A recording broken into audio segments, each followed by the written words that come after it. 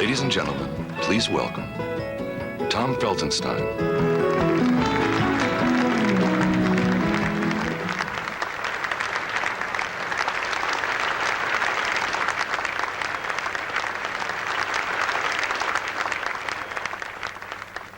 So why are we all here? My guess is that most of you have convinced yourselves that I may know a little bit about neighborhood marketing. But what is that? See, when people encounter first what I teach, they often ask me, what's this term neighborhood marketing really about?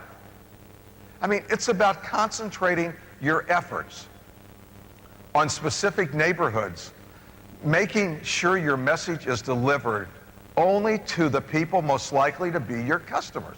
It's about an attitude. It's about a way of operating that distinguishes you from any and all other similar options. It's a business philosophy, really. It's a management discipline, and it's a system of running your business with one prime objective: to uniquely and outrageously satisfy the wants and needs of your customers, which in turn will deliver exactly what you want: fame and fortune in your brand. So our conversation this morning is going to be about the powerful principles that have made neighborhood marketing and four walls promotion the incredible success it is. It's about why television and other mass media are no longer your secret weapon. It's about why marketing has changed forever. As marketers, we know the old stuff isn't working, and we know why. Because as consumers, we're too busy to pay attention to advertising, but we're desperate to find other stuff that solves our problems. I know what you're thinking. There's nothing new under the sun. If you and I were to take a walk back through history, we would find countless characters that would fit into the description of the neighborhood marketers. So these would be the marketing heroes. The underdogs of the old would be remembered with their repeated ability to seize victory from the jaws of defeat. So in biblical times, logic would have made Goliath an odds-on favorite over David. But history tells us the contest turned out differently. From President Truman's upset in '48 to Outback's victory over the big casual-themed players that stunned the food service world.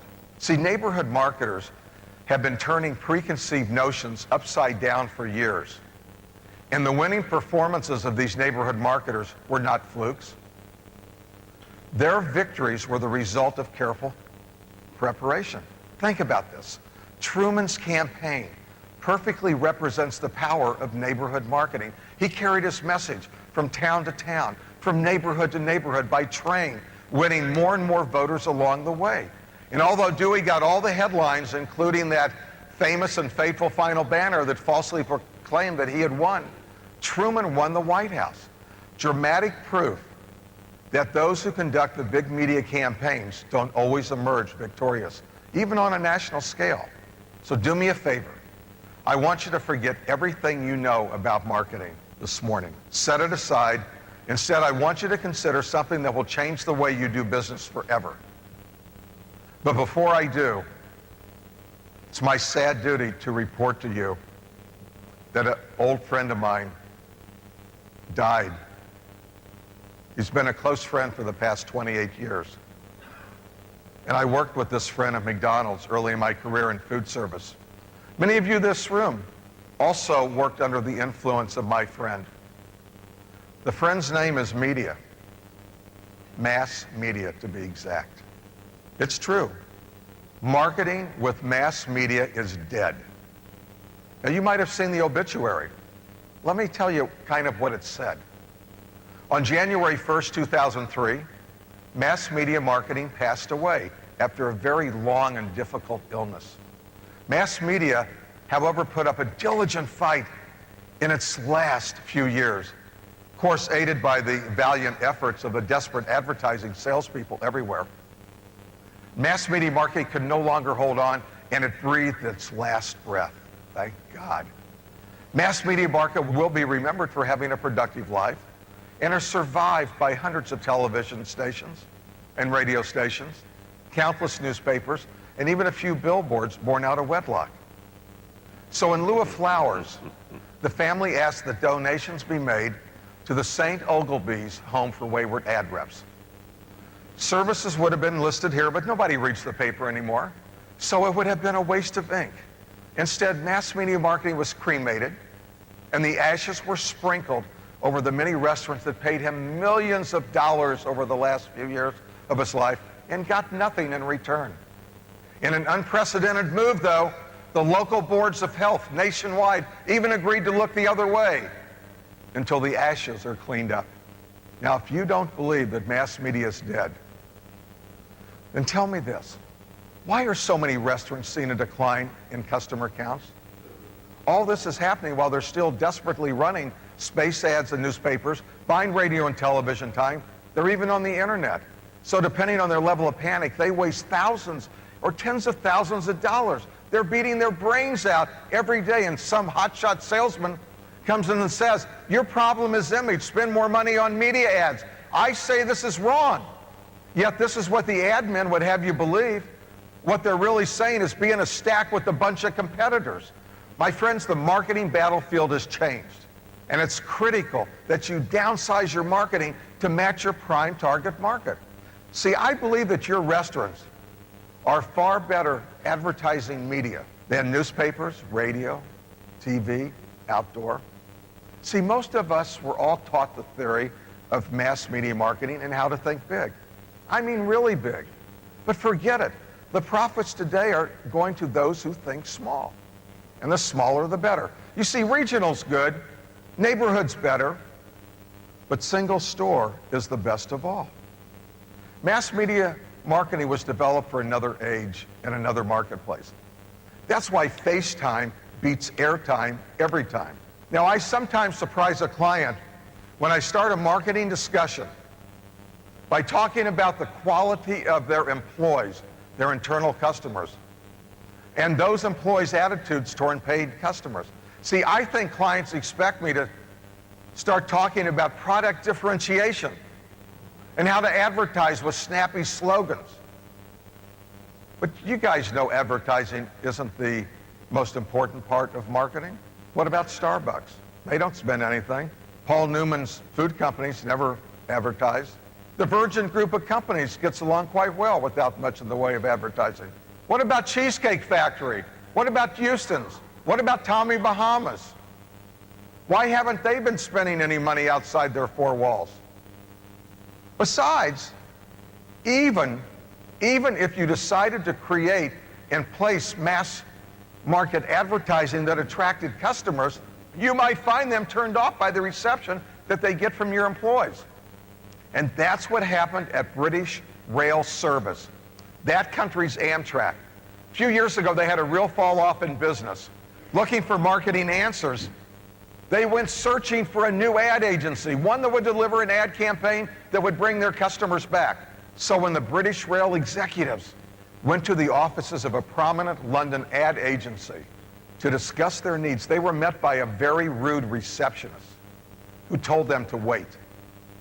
Finally, an unkept person led them to a conference room.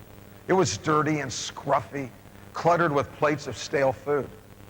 And then there were the executives who were again left to wait. And over time, a few of the agency people moseyed in, but they basically ignored the executives from British Rail. When the executives tried to ask what was going on, the agency people brushed them off. They acted as if they didn't care what the British Rail people said. Eventually, the folks in British Rail had it. They angrily started to get up, completely disgusted with the way they were treated. And then one of the agency people finally perked up. He said, "Gentlemen, your treatment here at our agency is not typical of how we treat our clients. In fact, we've gone out of our way to stage this meeting for you. We've behaved this way to point out what it's like to be a customer of British Rail. The real problem at British Rail isn't your advertising, it's your people. We suggest that you let us help fix your employee attitude problem before we attempt to fix your advertising." The British Rail executives, they were shocked, but the agency got the account. The agency stood out. The agency proved it was remarkable. They had the remarkable courage of their convictions to point out to British Rail that their answer was right inside the four walls of their operation. And so is yours. And in food service marketing, remarkable is critical, because if you're not remarkable, you're invisible. It used to be that marketers got a budget, bought ads with it. Marketing was more accurately called what? Advertising. Advertising. Marketing was about communicating the values of a product or service. That was then. This is now. You see, effective marketing, it's not about advertising. Rather, it's about creating and sustaining relationships with customers who will come back, often, and bring their friends. Now, last year, food service operations in America, listen to this, spent $3.5 billion on advertising. How much of that did nothing more than disappoint first-time customers? See, more important, your restaurant markets were never mass markets to begin with. You want proof? Research shows that 75 to 80% of your current and prospective customers are actually your neighbors. People who live or work no more than 10 minutes away from your front door. So isn't it time we stop shouting over people's heads and start focusing on our own backyards? See, advertising is intrusive, and marketing interrupts. Marketing by interrupting people just doesn't work anymore, and mass media ads interrupt people. Does anyone turn on their television or radio to enjoy the ads? Listen to this. 10 million people signed up for the new federal Don't Telemarket Me registry in the first week, and more than 35 million had signed up by the end of August. That tells you what people think of being interrupted, doesn't it? And we begin to realize as individuals that really the oldest form of marketing is still the best, because it's based on an intimate understanding of the customer's needs and expectations. So we, and that includes your customers, have begun to seek out that old-fashioned kind of marketing, just like old Mr. Johnson. Think back to stories you heard in your childhood about old Mr. Johnson who ran the general store, the one your great-grandmother went to every Wednesday. She went in for a sack of potatoes, 2 pounds of flour, a jar of molasses, and candy for the grandkids. Old Mr. Johnson was a savvy marketer. But what Mr. Johnson and other successful storekeepers did was create loyalty among their customers. And for too long in the advertising age, marketers forget the relevance of this old-fashioned concept. So this wonderful, effective marketing strategy was for far too long abandoned in favor of flashy mass media campaigns. And you know why. Mass advertising seems so easy, doesn't it? It's so magically effective. Advertising doesn't require eager employees willing to go the extra mile to ensure customers were delighted and motivated to come back. See, advertising seemed like a science, something that anybody with enough money could do. And I don't think you own your customer's business by throwing dollars, ink, and airwaves around them. I think you own their business by throwing your arms around them. Now, the way that marketing traditionally works is what I call trickle-down marketing. You know, national, regional, market-wide, neighborhood, four walls and property line. That's how it normally works up in the heaven. But I believe we have to make marketing effective, beginning at the top of the list and trickles down to the bottom. I don't think this is right. It's an economic death wish. You may subscribe to trickle-down economics, but trickle-down marketing, it ain't it. And there's nothing wrong with the items on the list. It's just as they should be. The problem is with the direction of your marketing focus. What does it matter how much you do if what you're doing isn't what matters most? I propose that we turn it upside down. I want you to focus your marketing efforts the way a tree grows from the bottom up. And I call this foundational marketing. And this is the foundation for the marketing tree that begins with inside your four walls, then it goes to the property line, and then it goes to the neighborhood. And chances are you can't stop there. A lot of you won't, but I believe you should. You see, if 75 to 80% of your customers travel 10 minutes or less to get to your restaurant, and they do, why do you need to go any further than that? You know mass media marketing isn't the only one who died this year. There was a great American philosopher who died this year. You've probably heard of him. He said it's a beautiful day in the neighborhood.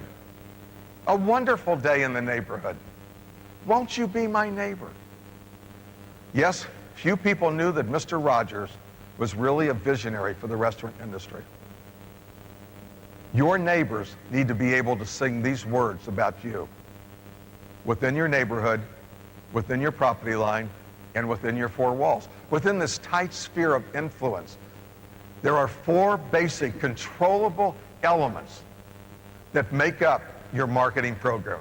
Your menu, your zone merchandising. We break the restaurant up into zones like zip codes outside the four walls. And most important, your employees, your internal customer. So your menu is your first line of attack. It's the purest expression of your marketing plan. Menus drive profits and cash flow by guiding guests to selected menu items that contribute most to the bottom line. In the hands of a motivated internal customer, an effective menu entices guests to buy the items you want to sell. Second, every nook and cranny of your restaurant, from the lobby to the restrooms, is a potentially powerful merchandising zone. And you see, properly worked by your internal customers, each of these zones will drive sales and boost profits. Next, capturing useful marketing data from your guests. I want the name, address, contact information. Things like that is an art form. And your internal customers have to become data capture artists so that you can create low-cost, high-return, personalized marketing tools that help you to bring back your guest. And last, each of these elements to work depends on your internal customers. They are the true foundation of your marketing efforts.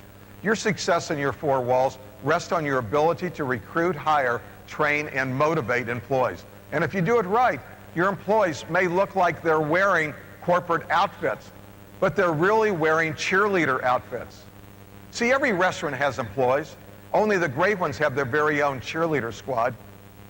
Master this and you're guaranteed remarkable results. Because inside your four walls, your restaurant is a non-stop infomercial running 18 hours a day, 7 days a week. And that infomercial will constantly reach people who are already your prime customers. They're already there. And you're selling them on great food and powerful hospitality. And here's the best part of it. You already own what you need to be successful, and it's right there inside your own four walls. Yet advertisers spend more than 80% of their ad budget trying to attract people they don't even know and who don't know them. If you could just get your average customer to make one more visit a month, you would double your sales. And that happens inside the four walls. And it's far easier to get your customers to buy 10% more than it is to attract 10% more customers. Recent Wall Street Journal said, I love it, it's the top line, stupid. The Wall Street Journal says if you don't have top line growth, you need margin improvement. How much more can you cut? And you see this, a 2% increase in sales is equivalent to a 10% reduction in expenses. We just can't operate ourselves to a profit anymore. You know, obsessive expense control by management is the embalming fluid of our industry. We need to manage with a front door mentality, not the back door. To succeed, we must grow the top line. Now, there's only 4 ways to increase sales. Only 4. I want you to focus on these rest of the year. Building trial, first-time visits, increase visit frequency, boosting the average ticket, and building group size.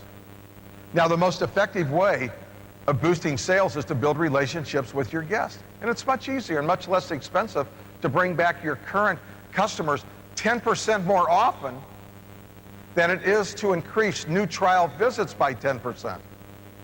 So what that boils down to is neighborhood marketing is really retention marketing. Today's new customer was someone else's prospect yesterday. Here's a tip. When you return home, I want you to start by investing 60 to 70% of your marketing budget within your 4 walls. There you have no competition, no ad clutter. You have guest undivided attention. Put your marketing in to training and to signage, menus, and a host of other marketing tools that will help you communicate your messages to your internal customers. You've heard this. If these walls could talk, well, four walls marketing, they can, and they'll speak volumes. 50% of your guest's first impression is made within the first 3 seconds after they enter your four walls. And those walls speak to them whether you know it or not. So make sure they speak a message that you want your customers to hear. And in your neighborhood, you have the home court advantage. On your turf, it should be no problem for you to differentiate yourself strategically and significantly from those competitors who share your neighborhood. That's why I've given myself the title of Chief Evangelist of really neat stuff. You see, my job is spreading the gospel of the power of the four walls, the incredible energy of the neighborhood where the marketing battle is won or lost. Our next speaker, wow, and one of my mentors and dear friends, Ed Renzi, taught me 7 lessons that are at the core of my four walls and neighborhood marketing concept. 1, it's all local. 2, the heart of neighborhood marketing is inside the four walls of your own restaurant. 3, community involvement is essential to effective neighborhood marketing. 4, trust your people. 5, a good idea doesn't care where it comes from. 6, to make it work from the top to bottom, it has to work from bottom to top. 7, once you deliver a powerful level of service, one that goes beyond the expected, you've made a tangible bond with the customer that no mass media program will ever achieve. These lessons are still more than a quarter century later, the shining open door to your marketing success. Now you see, before McDonald's was a household name, Ed preached these 7 lessons. He lived them, and he expected those who worked with him to follow his example. Ed Renzi, thank you. God bless you for your mentoring and your friendship. And Ed, your presence here today means so much to me, you just don't know. And Ed taught me always to create fun. He says, Tom, it's about fun, and always have fun. Ed and I would ride from store to store day after day because he loved being in the stores. And he says you can have fun anywhere. You see, the secret to winning lies in doing things failures don't like to do. New entryman to commanding officer. Sir, where's my foxhole? The officer said, son, you're standing on it. Just throw out the dirt. So let me challenge you, but don't answer out loud. Even though you're doing excellent work, are you doing great work? Are you creating well? Are you holding yourself to the highest possible standards? Do you own your customer's business? Are you seen as a neighborhood marketing leader? And what are you willing to become famous for with your guests? What are you going to be famous for? You see, if you see a turtle sitting on the top of a fence, you know for sure that he didn't get there by himself. He had to have help, just like you and me. What about your help? What about your internal customers? Service is the hottest topic in our industry, but it's mostly lip service, not customer service.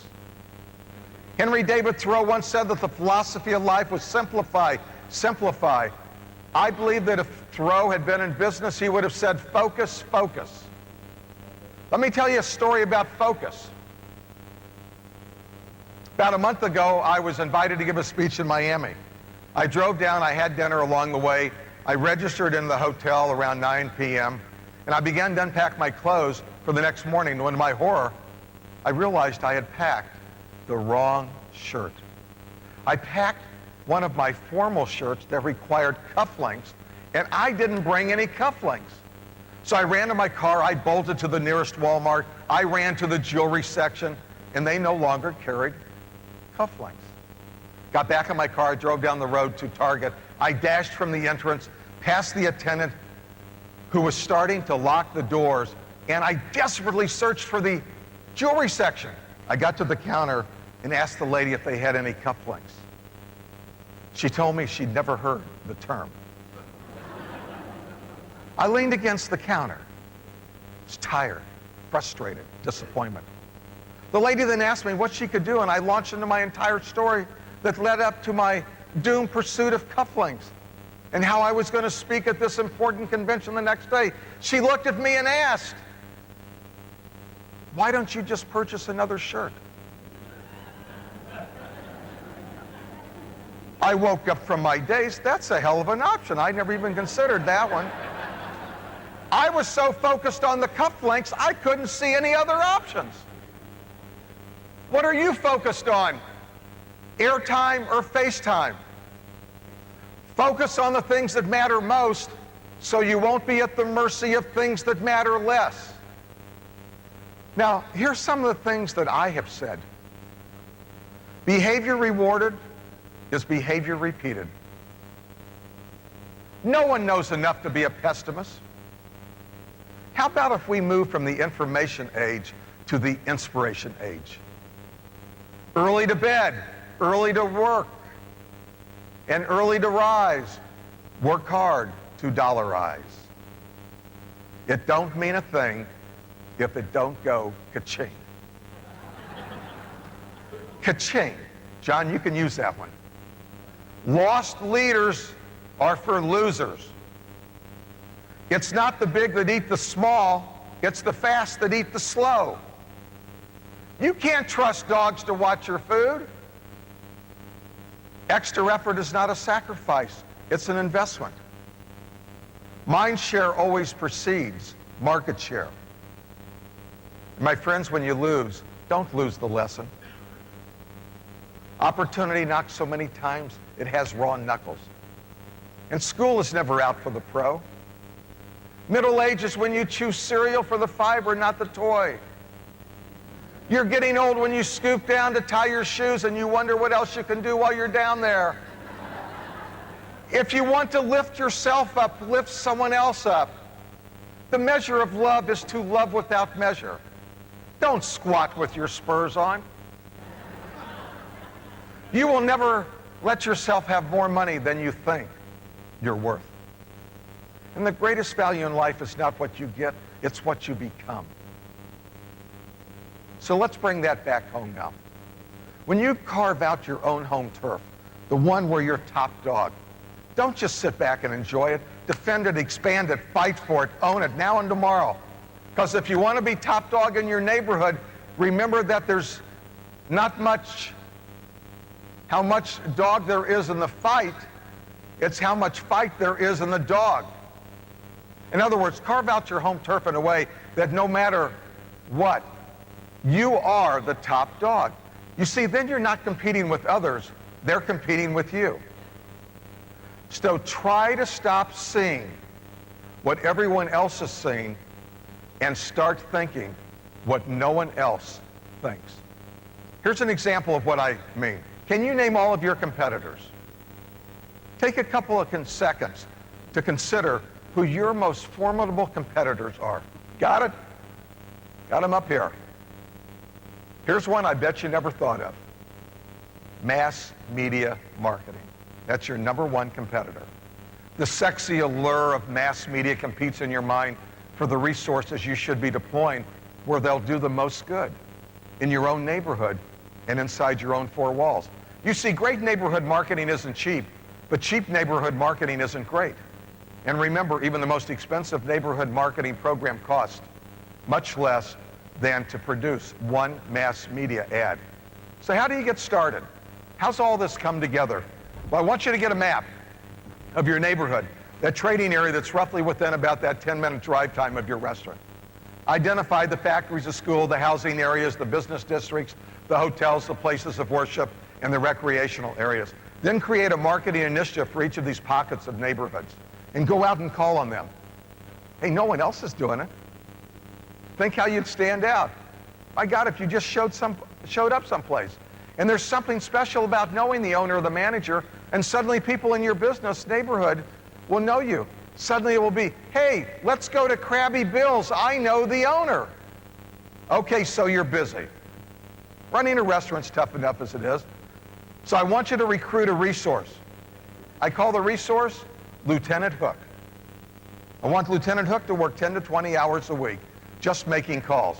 And it's his job to hook new customers to come in and watch your volume grow with this strategy. In the old days of McDonald's, we would get an extra 3 to 5% with our folks out calling on businesses. Now, there's a true story I know because a friend of mine named Pat Harris did something remarkable, and I was there when it happened. Pat lives in Grays Lake, Illinois, and he asked us to help them with their marketing. So we installed these neighborhood marketing strategies that I've been talking about, and we turned this little guy into a ferocious competitor. He increased his sales an amazing 35% a year for 3 straight years. That's a total of 243%. Now let's put some dollar signs on that. Pat's sales, all from within 3 miles of his front door, skyrocketed by $500,000. This new business came all from within walking distance of his cash register. That's what neighborhood marketing did for Pat, and it can work wonders for you. And that growth, Pat's growth and your growth, will be at the expense of your competition. So how do you do what Pat did? You do it by putting your marketing budget where your internal customers and your guests are, inside your 4 walls and just in that immediate trading area. So when your guests enter your restaurant, one of the first things they notice is your menu, your most important tool in creating an atmosphere of eager anticipation. Your menu is your advertising, your sales brochure, it's your love letter to your customers. It's the centerpiece, it's the opening act. And when you get right down to it, your menu is your ultimate marketing collateral. And let's not forget about special menus for kids and seniors. Speaking about seniors, I'm not as old as the elderly couple that went to see my doctor. And he asked him, "What can I do for you?" The man replied, "Will you watch us make love?" My God, the doctor was puzzled, but he agreed. When the couple was finished, the doctor said, "There's nothing wrong with the way you do it," and he charged them $32. Well, this happened several weeks in a row. The couple would schedule an appointment, make love, pay the doctor, and leave. Well, after a few weeks, finally the doctor says, "What are you trying to find out?" The old man said, "We're not trying to find out anything, Doc. She lives with her 97-year-old father, so we can't go to her house. I take care of my 99-year-old mother, so we can't go to that house. And the Holiday Inn charges $60, and the Hilton charges $78. We do it here for $32, and I get back $28 from Medicare for a doctor's visit." So you see, everybody's looking for bargains, aren't they? And you can include those in your menu too. But your menu is just one tool. Beyond that, within your restaurant, you've got a whole host of opportunities to make a sale to your guest. And each area within your restaurant is a potent marketing, merchandising zone. This is so hot. You got to go back and do this. And fill these zones with effective merchandising messages and watch your sales take off. Remember this, what the eye sees, the eye buys. So you got your lobby zone. This is where you first meet your customers. You'll want to greet them with a host of messages that reinforce your brand. You know, it could be danglers, welcome mats, standing displays, door decals, decor. The most important zone then is the dining room zone. This is the stage where your performance takes place. Here you merchandise through posters, samplings, music, cleanliness, comfort. Then the tabletop zone is the most intimate part of the dining room here. So your merchandising includes table tents, comment cards, games for kids, coloring books, crayons, stuff like that. And what about the front counter? That's a great merchandising zone, offering you lots of opportunities, including register toppers, menu boards, translights, sales contests, upselling, premiums, bag stuffers, counter cards. And then you've got your employee zone. It's where you merchandise to your internal customers and you get them psyched up for each day's performance. Here you use some of the most potent things. If you're not doing pre-shift meetings, you got to do them. Wallet cards, suggestive selling, uniforms, empowerment, the crew room, teamwork, incentives, communications board. And when it comes to merchandising, don't forget the bathroom zone. Here you can merchandise through the sale of CDs, posters, cleanliness. Always a challenge here, but one worth winning. Make your restroom a shrine. Flowers, hand lotion, mouthwash, shoe shine. And let's not forget the delivery zone, the drive-thru and the carry-out, which can include car signage, Bulk order pads, takeout menus, upselling, magnets, bounce backs, telephone scripts, to-go packaging, menu boards. You see, merchandising in every zone within the four walls is what drives sales, profits, and helps push your internal customers and the guest excitement to new levels. So while they're in your restaurant, zone merchandising captures your guest attention.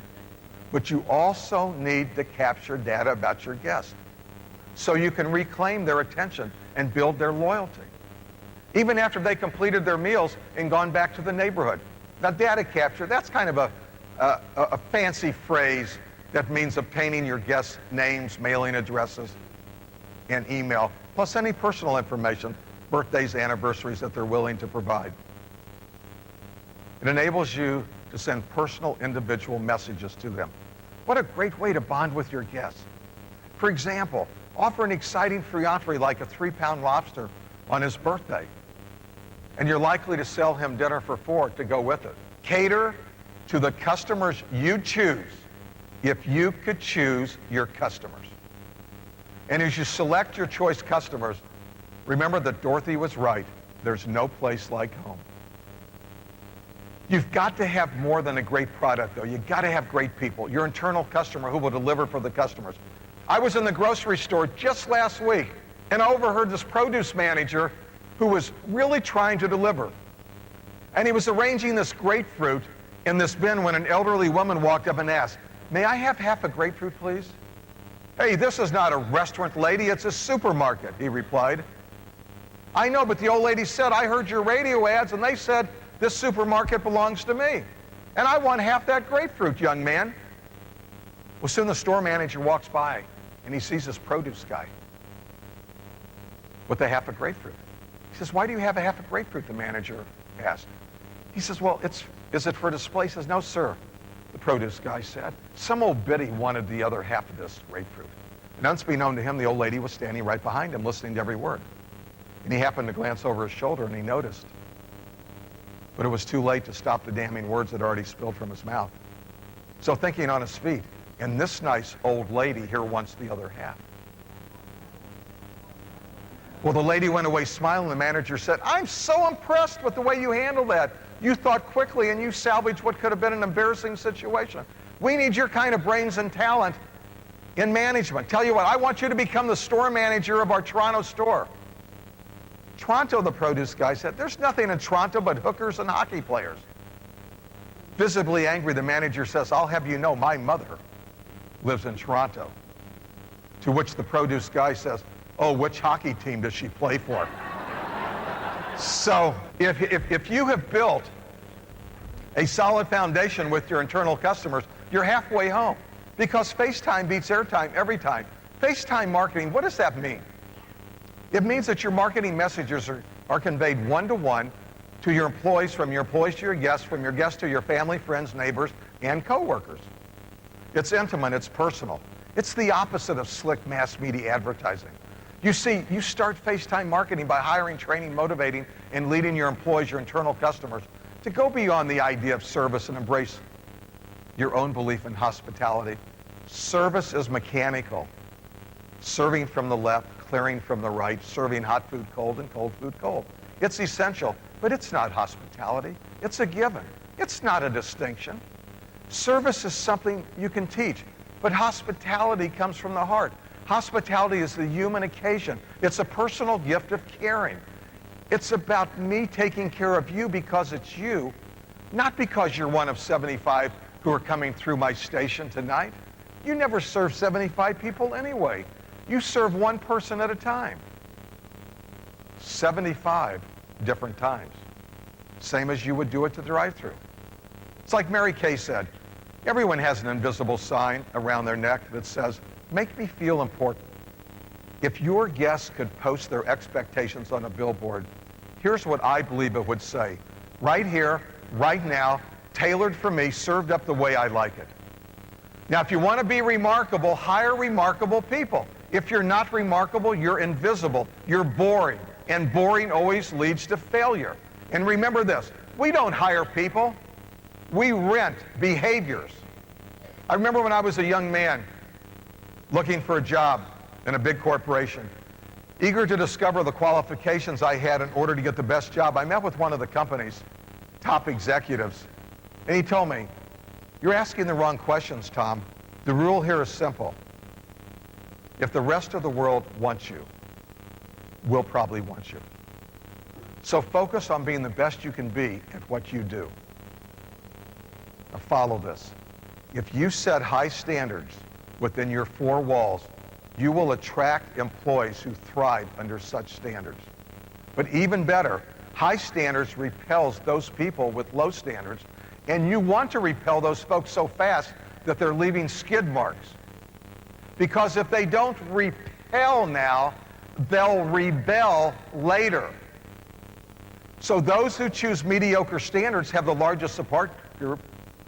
They support each other by buying into each other's excuses and letting one another off the hook. But people with high standards discover a real support group. Hire the wrong people might be a compromise in your high standards, but keeping them is a compromise and a big mistake, because compromise is the enemy of high standards, and it's just the opposite of remarkable.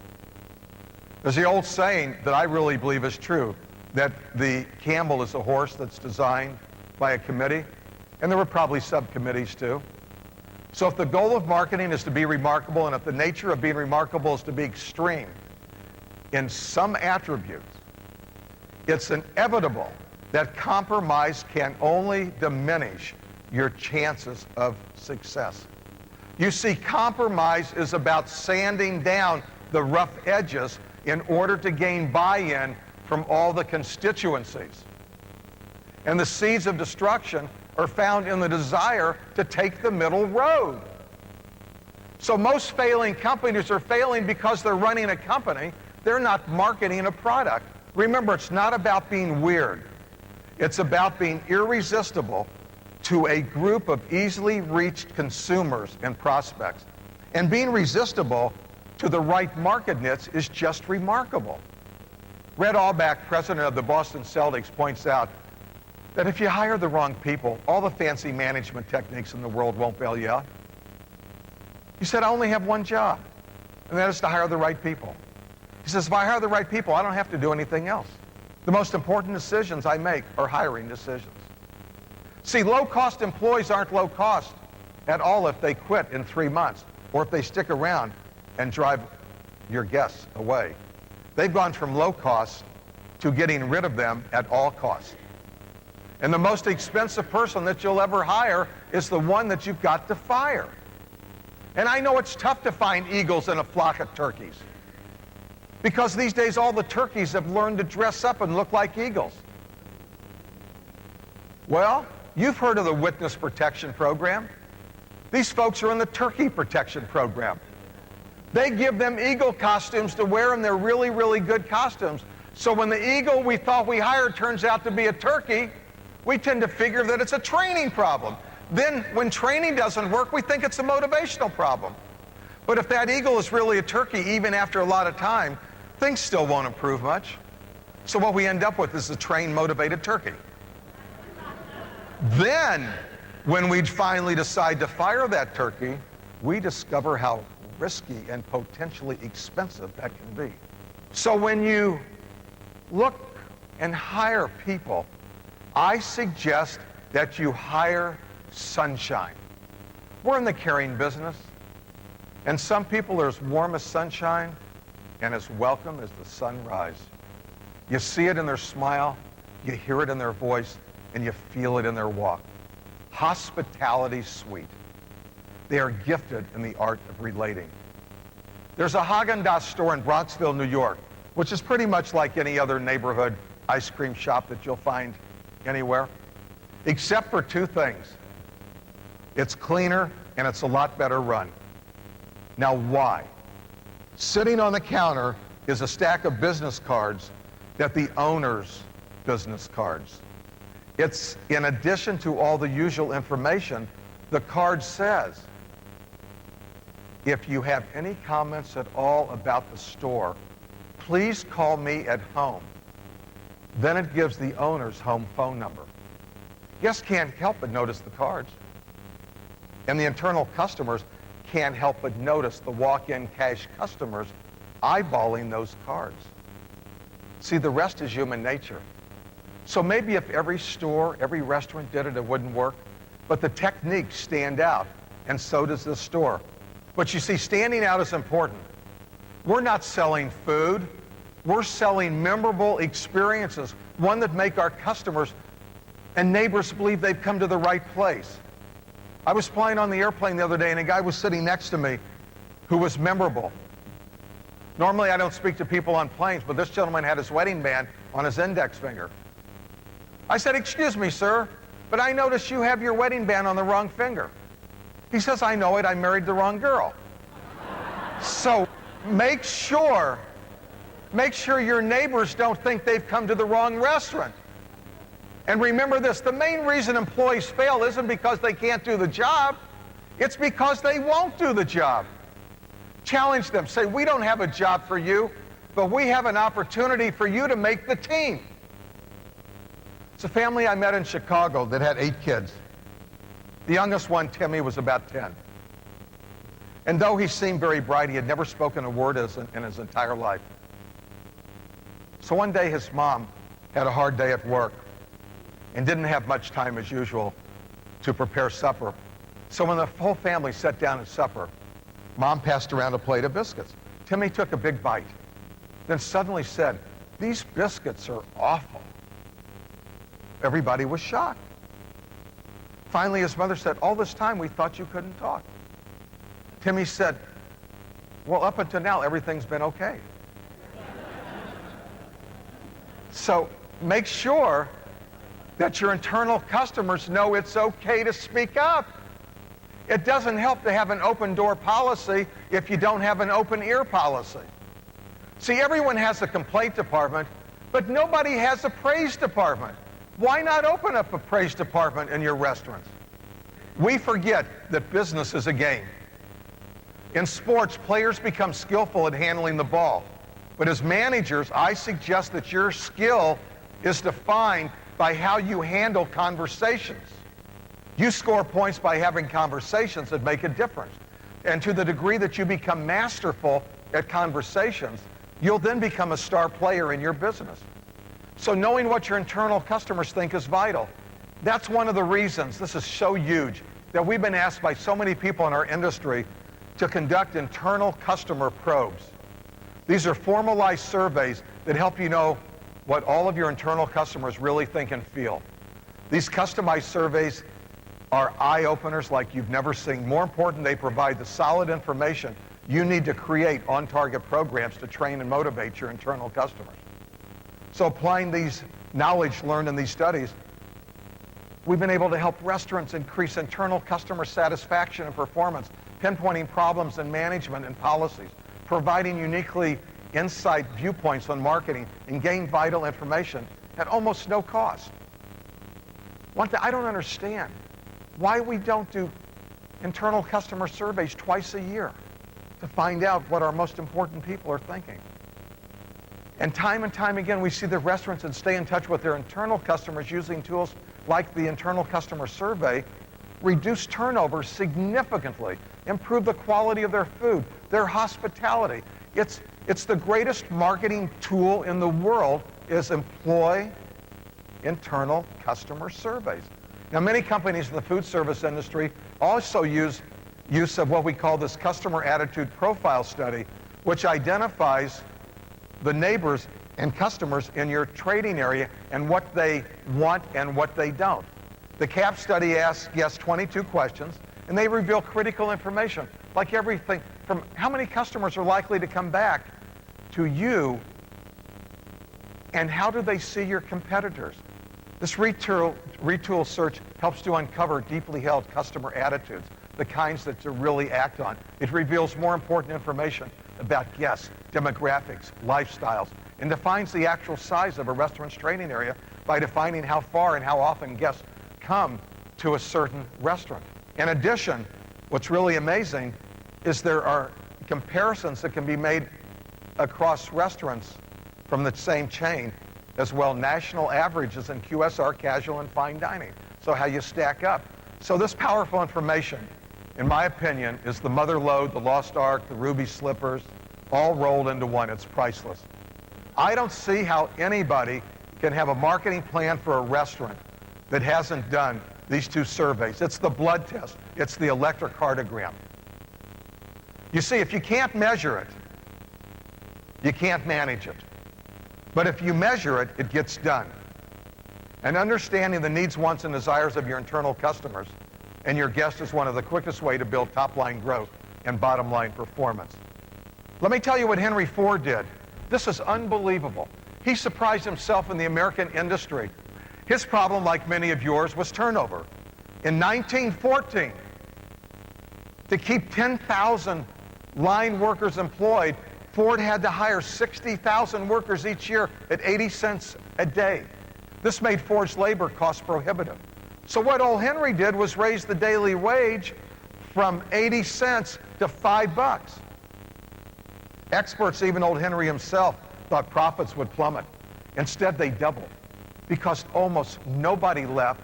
And instead of having to recruit and train 50,000 replacement workers, Ford suddenly had a waiting list of eager potential workers.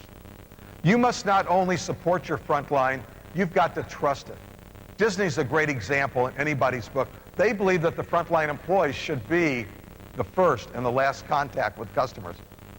And you know, whenever I hear that song, it's a small world after all. Yeah, I think, shouldn't that be the theme song for our neighborhood marketing campaign? Because it's really a small world when you only have to concentrate on the people living within 10 minutes of each of your restaurants. But getting back to your employees, it's up to you to show the way. It's all about leadership. Expect people to be better than they are. It helps them to become better. But don't be disappointed when they're not. It helps them to keep trying. And I couldn't agree more. Let me share a lesson learned by a leader named Charles Plum.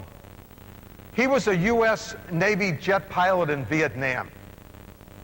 And after 75 combat missions, his plane was destroyed by a surface-to-air missile. And Plum ejected and parachuted into enemy hands. He was captured and he spent 6 years in a communist training camp. One day after he returned home, Plum and his wife were sitting in a restaurant, and a man from another table came up and he said, "You're Plum. You flew jet fighters in Vietnam from the aircraft carrier Kitty Hawk. You were shot down. How in the world did you know?" Plum asked. "I packed your parachute." The man said. Plum gasped in surprise and gratitude, got up, shook the man's hand, gave him a hug. He says, "I guess it worked." He says, "It sure did," Plum assured him. "If your chute hadn't worked, I wouldn't be here today." That night, Plum couldn't sleep. He was up all night. He kept thinking about that parachute rigger. Plum said, "I kept wondering what he might have looked like in a Navy uniform. A white bib, bell-bottom trousers. I wonder how many times I might have seen him and not even said good morning. Sailor. You see, I was a fighter pilot, and he was just a sailor." Plum thought of the many hours that the sailor had spent working over a long wooden table in the bows of the ship, carefully weaving the shrouds and folding the silks of each chute, holding in his hands the fate of someone he didn't even know. Now, Plum, who's become a successful and a much sought-after platform speaker, asks his audiences, who's packing your parachute? See, everybody has someone who provides what they need to make it through the day. Plum also points out that he needed many kinds of parachutes when his plane was shot down. He needed his physical parachute, his mental, his emotional, and his spiritual parachute. He called on all of these supports before reaching safety. So sometimes in the daily challenges life gives us, we miss what is really important. We fail to say hello or please or thank you, or we fail to congratulate somebody on something wonderful that has happened. Recognize the people who packed your parachute. You see, the best things in life are not things, but they're memories of great experiences. In fact, when people were asked to rank their preferences among things, they ranked experiences with other people far above goods and services. This ranking reflects the human need for a sense of place and the need to feel important. I think Barbra Streisand was right when she said people who need people are the luckiest people in the world. Everybody needs these positive experiences with other people. If your employees don't remember that, your restaurant turns into another Streisand song, The Way We Were. See, your guests expect great service and great food, but what they do not expect, what they really want is a memorable personal experience, one that's emotionally satisfying. It's like this. One day, an 8-year-old boy went to the pet shop with his father. They were going to buy a puppy. And the store owner showed them to a pen where 5 adorable fur balls huddled together. And after a while, the boy noticed one of the puppies all by himself in a nearby pen. That boy asked, "Why's this puppy all alone?" The owner explained that the puppy had been born with a bad leg, and it would be crippled for life, and he'd have to be put to sleep. The little boy says, "You're going to kill this little puppy?" The boy said sadly while petting the puppy. "Son," the store owner said kindly, "you got to realize this puppy is never going to be able to run and play with you." After a short chat with the son, the father told the owner that they wanted to buy the puppy with the bad leg. For the same price, though, you can have any one of the other healthy puppies. Why do you want the one that's lame? The boy bent over, pulled up his pants legs, exposing on his right leg a mental brace. He says, "Mister, I want this one because I understand what he's going through." You and your people should know what the people around them are going through. You see, that kind of empathy enhances service, and often services can be more emotionally satisfying than products. And by providing memorable dining experiences, you're transforming your guests into people who go out and do the marketing for you. And once they get excited, some of them will just have to tell others, because we just do that in human nature. You know some of them. I'm sure some of you are here. Some of you are just that way, and that's a good thing, because these are people who are early adopters, folks who get real satisfaction by being first, folks who love influencing their friends to follow their lead. One of these was a lady friend of mine who bought a new Lexus. Driving it home, she turned on the radio, was pleasantly surprised, and found that it was tuned to her favorite classic music station. Nothing but a nice coincidence, she thought, and she'll push the next button, and got the country station that was her husband's favorite. And a third button delivered the classic rock station that was their favorites. When she got home, she couldn't believe it. She called the dealership, all excited by this remarkable coincidence. "Ma'am," the sales rep said, "that was no coincidence. We had our technician check the stations you selected on the car you traded in so we could program into your new car." She was thrilled. And it wasn't long before all of her friends knew the great service that she had at the Lexus dealer. So why are you making it so hard for you to give me money? See, service is so awful, customers expect to be abused. Cold food in restaurants, dirty public washrooms, late deliveries, rejected parts, lost orders, lazy staff. I mean, it's all normal. Your customers are a revolt waiting to happen. And they're only satisfied because their expectations are so low and because no one else is doing any better. Fair? I've written 9 books. I got another one in me. I don't know if I should call it, "Has anyone seen my customer?" or "Service Stinks." Here's my first story. Dear friend of mine was opening an institute of higher learning. I was out of town. My staff bailed me out and sent flowers, and the flowers said, "I won't tell you," until I got the phone call the next day. And he says, "Tom, I can't believe that you sent me flowers." I said, "What are you saying? You just opened this new Institute of Higher Learning." He says, "But the card said, 'Rest in peace.'" I said, "What?" Can't believe it. I picked up the phone, I called Susie, my florist. I said, Susie, I can't believe what you just did to me. I just sent what? She says, hold it, Tom, I'm not concerned about you. I said, what? She said, right this very minute, there's a gentleman getting buried in town with a bright bunch of red roses and a card that says, best of luck in your new location. Now, I know that's a funny story, but these mistakes happen all the time. As Henry Ford said, if we're not customer-driven, our cars won't be either. So if you're like me, most of you traveled here on the airlines, and we know how airlines are these days, right? Cancellations, bad service, too small seats, people getting bumped due to overbooking. It's frustrating. Well, I've just written to all the airlines recommending that they replace their arrival and departure screens with tote boards like racetracks that give the odds of a plane arriving on time or taking off. Can't you just see it? Delta Flight 1103 from Fort Lauderdale to New York, 10-to-1 odds arriving on time. Or 2-to-1 odds that'll be more than an hour late. I've already written to all of them, sending my frequent flyer points in. I just want frequent delay points. I only want them when I'm on the ground. I'm sure you do too. And the other thing that's so great, the other day I'm at the airport, and you know how they do where they request people to get off the airplane? They offered $1,500 because they were oversold and the pilot took it. I was on a tight speaking schedule crisscrossing the country at the ticket counter at LaGuardia. I was told that my flight from New York to LA would be delayed for 24 hours. With my itinerary falling apart, I was about to miss 2 speaking engagements. And I began ranting and raving to the agent. She calmed me down pretty quickly when she said, it's going to be all right, sir. I can still get you on yesterday's flight. It hasn't left yet.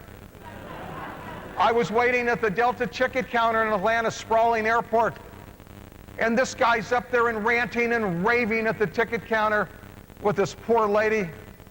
And he says, don't you know who I am? She steps back and she picks up the microphone. She says, attention in the gate area. We have a gentleman here who doesn't know who he is. Would you please claim him? So, sometimes service is really, really bad, but let no one tell you. Let's face it, sometimes in life, you can't even count on the people closest to you to tell the truth. It's like the woman who accompanied her husband to the doctor's office. After the checkup, the doctor called the wife into his office by herself and said, I'm afraid your husband is seriously ill. If you don't do exactly what I tell you, your husband's going to die. Each morning, fix him a healthy breakfast, send him off in a good mood. At lunch, make a hot, very hot, nutritious meal and take it to him to work. Help him relax and enjoy the meal. For dinner, fix him an especially nice meal and don't burden him with any household chores. And have sex with him several times a week. Satisfy his every whims. If you don't do that, Bob's going to die at his age and in his condition. So that's what the doctor told her. So when the husband in the car asked her what the doctor had said, she said, I'm sorry, Bob, you're going to die. So in marketing, you must have a love affair with every guest. But you can't love what you don't know. And sometimes we forget that the only profit center is the customer. So when was the last time you had too much good service? Never. Exactly. In a series of studies of customers who switched brand loyalty, researchers found that 65 to 85% of the customers who switched said they'd been satisfied or very satisfied with their original brand, but that didn't stop them from defecting to the enemy camp. So it's all about loyalty. It's about loyal customers, because loyalty is royalty. Loyalty is royalty. And here's why. A 5% increase in customer loyalty can produce profit increases anywhere from 25 to 85%. You see, a loyal customer doesn't eat more, he eats more often. Let me tell you about hospitality. This is so cool. I was at the Hilton Hotel in Kansas City a while back. I was given a speech at noon, but I'd left a wake-up call for 7 because I wanted to be ready. Promptly at 7, the phone rings, and the woman says, good morning, Mr. Feltenstein, at 7 o'clock. Then she says, it's 70 degrees and it's beautiful here in Kansas City today. I see that you're checking out tonight. She asked me where I was going, and I told her I was going to Calgary. She says, Calgary? Well, I've got the USA Today paper. Let me see. It's about 40 degrees and raining in Calgary. Can't you stay another day with us in Kansas City? I said, what's your name? She said, my name is Mary. Well, guess what? The next time I'm going to Kansas City, I know where I'm going to stay. I'm going to be back at that Hilton so I can talk to Mary again. And chances are now that you've heard that story, the next time you go to Kansas City, you're going to stay at that Hilton. So you see how this works. Isn't this great? Isn't it the way we want all of our people to be with our guests? And remember this, food is a commodity. Service is a commodity. The only thing that's different is hospitality. See, your neighbors can get food and service anywhere, but they can only get your hospitality from you. And hospitality will never become a commodity. Hospitality is invisible. It must be felt. Service is a handshake. Hospitality is eye contact. Smoking or non-smoking. Hospitality is welcome back, Mr. Jones. Your table is ready. Thanks for spending time with us. Julie was excited that you asked for her to be your server again. My friend Jim Collins, in his book From Good to Great, says good is the enemy of great. Now, which would you rather be, good or great? You see, if good is enough, then you're going to lose out eventually, and probably sooner than you think, to someone who believes that nothing short of great is good enough. See, we don't have great schools principally because we have good schools. We don't have great government principally because we have good government.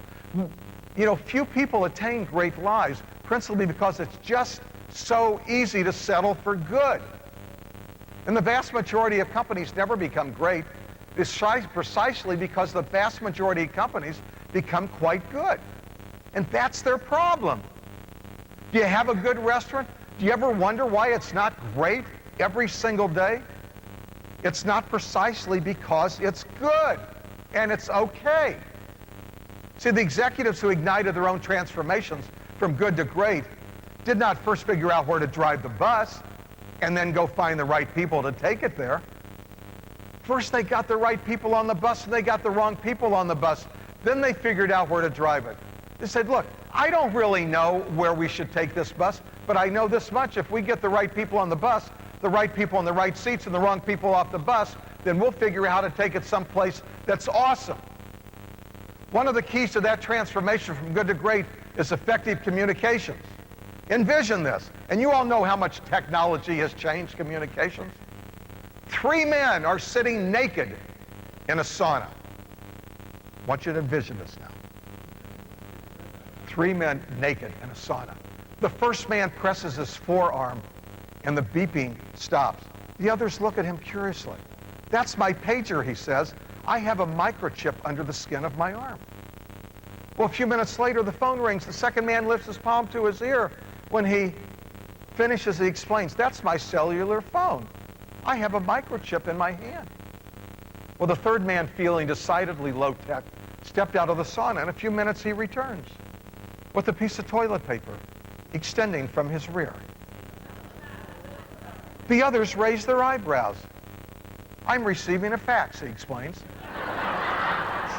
So, that's a good story. I love that one. So communications is becoming less personal every day, isn't it? Tom, you like that one, huh? That's a good one. Don't let that happen. And listen to this. Please, for God's sakes, make every day a special occasion.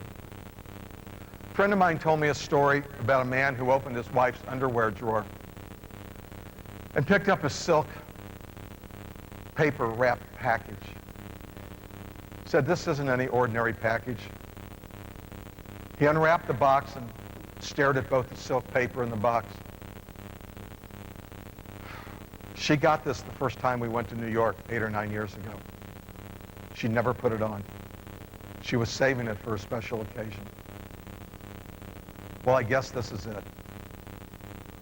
He got near the bed and placed the gift box next to the clothes he was taking to the funeral home. You see, his wife had just died. Never save something for a special occasion. Make every day in your life a special occasion. I now understand that life should be a source of experience to be lived up to, not survived through. I no longer save anything for a special day. This is as important in marketing as it is in life. And taking risk, or what seems like risk, doing it, daring to be remarkable. There are rules in marketing just like there are rules in everything else. I want to share with you my old rule. Create safe, ordinary products and combine them with great marketing. In short play, follow the leader. Here's my new rule. Create remarkable products that the right people will seek out. In short, don't follow the leader, but lead the followers. Or basically become the leader. And for God's sakes, forget about benchmarking. That's not for leaders.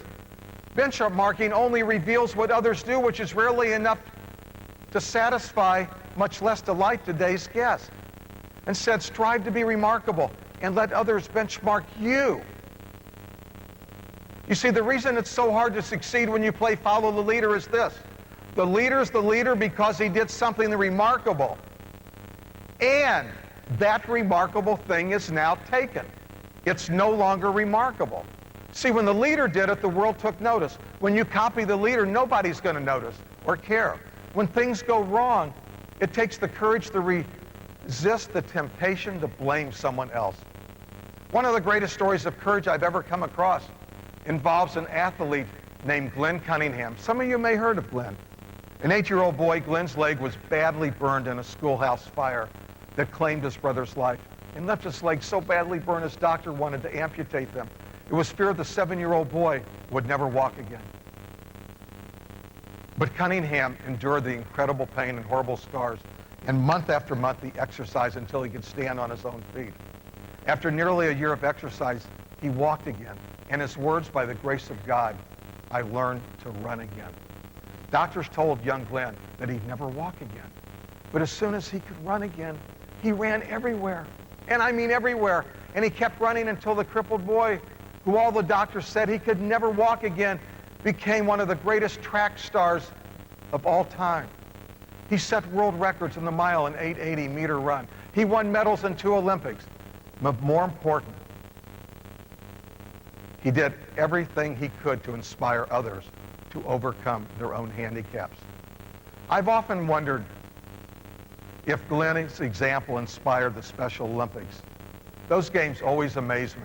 They're awesome, incredible young people, old and young and every age, color, all with different challenges. A few years ago in Seattle, 9 contestants lined up on the 100-yard line. The starter gun went off, and the 9 racers went out of the track, out of the starting blocks, running down. And all of a sudden, one of the boys falls down, and he's crying, and he's sobbing. The other 8 hear him. They all turn around and come back and help him up. And they hold hands together, walking across the finish line. All 8 of them. And together they helped make this experience happen. Now, that's incredible. How do we do that every day? And, and the crowd didn't know what to do. And they burst into applause for 15 minutes. You see, these people might be challenged physically, but they were so advanced spiritually, so far ahead of so many people. And I'm here to tell you that this is the direction we must go if we want to survive, much less succeed. Now, I've shared this morning about the real importance of external customers, not just as people who pay for food, but people who get excited and tell their friends and drive you incredible amounts of new business if you exceed their expectations. And we've looked at the vital role of internal customers, the people who, by establishing relationships with your guests, ignite that excitement that turns guests into cheerleaders. And we've looked at the neighborhood, and we've looked at the 4 walls. So before we wrap it up, I want to consider something. I want you to consider this. It's a bit more personal, but something that makes a profound difference for you and your business. Here's what I'm talking about. I read of a man who stood to speak at the funeral of his friend. He referred to the dates on her tombstone from the beginning to the end. He noted that first came the date of birth and spoke of the second with tears. But he said that what matters most of all was the dash engraved between those years. For that dash represents all the time that she spent alive on Earth, and now only those who loved her know what that little line was worth. For it matters not what we own, the cars, the house, the cash. What matters is how we live and love when we're living out the dash. If we could just slow down enough to consider what's true and what's real, and always try to understand the way other people feel, and be less quick to anger, and show appreciation more, and love the people in our lives like we've never loved before. If we treat each other with respect, and more often wear a smile, remember that the special dash might only last a while. So when your eulogy is being read, with your life's actions to rehash, will you be pleased with what there's to say about how you spent your dash? The dash, it's something I think of every day, and I invite you to do the same. You see, we're all here because we work for a living and because we want to succeed. We compete, we strive, we often try to give great products and great hospitality, but it's much more than that. It's not about the cash, it's about the dash. We're people with friends and family and neighbors who depend on us. We're bosses who other people look up to. Every day we make a difference, a good one, I hope. But that doesn't happen by accident. Think about this. We're all going to die someday. And when we do, we're going to have tombstones, memorials, something others will remember us by. Do you want yours to read, "He really kicked bottom line butt in the fourth quarter of '03"? Or do you want it to read, "She made a difference for everyone who knew her. She touched our lives and made them better"? I know what I want mine to read. And you can't do that with marketing tricks. You can't do that with advertising slogans or buttons or newspapers or radio or television. You do that with real humanity, with compassion, with caring and commitment. You do it with dash. And if you live your life the way we're asking you to run your marketing, you'll be honestly proud of how others will want to remember you. And that may be the most radical, most unconventional, and the most unbeatable marketing idea of all. I really appreciate every one of you who took the time to come to our 10th anniversary War College. And I truly salute you for your commitment to grow into greater success.